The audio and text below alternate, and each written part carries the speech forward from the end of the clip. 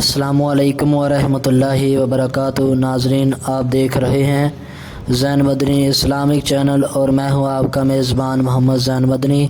ناظرین، جیسا کہ آپ کو معلوم ہے کہ ہم ریاض الصالحین ریکارڈ کر رہے ہیں۔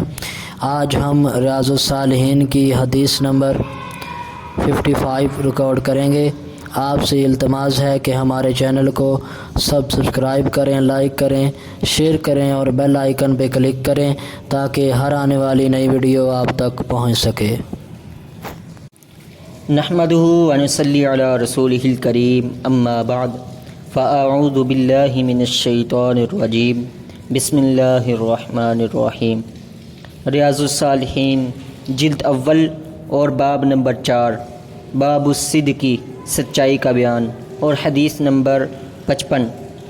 حضرت ابو محمد حسن بن علی بن ابی طالب رضی اللہ عنہما بیان کرتے ہیں کہ مجھے رسول اللہ صلی اللہ علیہ وسلم کی زبان مبارک سے سنے ہوئے یہ الفاظ یاد ہیں: وہ چیز چھوڑ دے جو تجھے شک میں ڈالے اور اس کو اختیار کر جس کے متعلق تجھے شک و شبہ نہ ہو، اس لیے کہ سچ اطمینان کا باعث ہے اور جھوٹ شک اور بے چینی ہے۔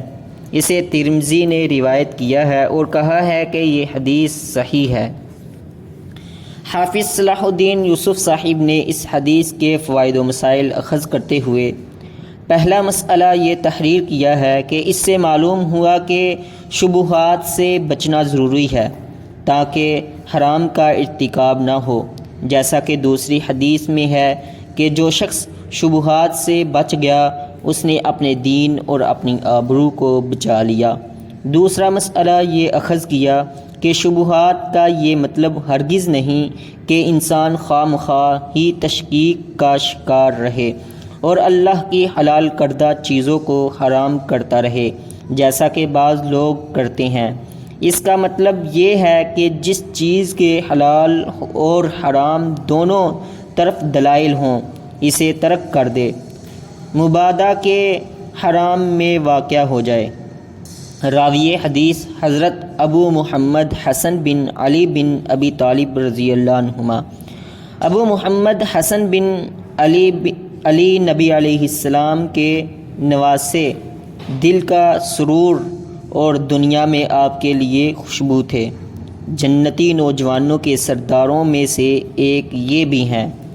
ان کے والد گرامی علی بن ابی طالب رضی اللہ عنہ کی شہادت کے بعد ان کو خلیفہ بنایا گیا، لیکن انہوں نے اپنی خلافت کے 7 ماہ بعد ہی جمادی الاولیٰ 51 ہجری کو امیر معاویہ رضی اللہ عنہ کے حق میں دستبردار ہونے کا اعلان کر دیا تاکہ مسلمانوں کی 2 جماعتوں کے درمیان خون نہ بہنے پائے۔ 59 یا 15 ہجری کو مدینہ میں فوت ہوئے اور آپ کو بقیع میں دفن کیا گیا۔ آپ دانا، بردبار اور بلائی کو پسند کرنے والے تھے۔ لوگوں میں فصاحت و بلاغت اور بالبداہت کلام کرنے میں سب سے اچھے تھے۔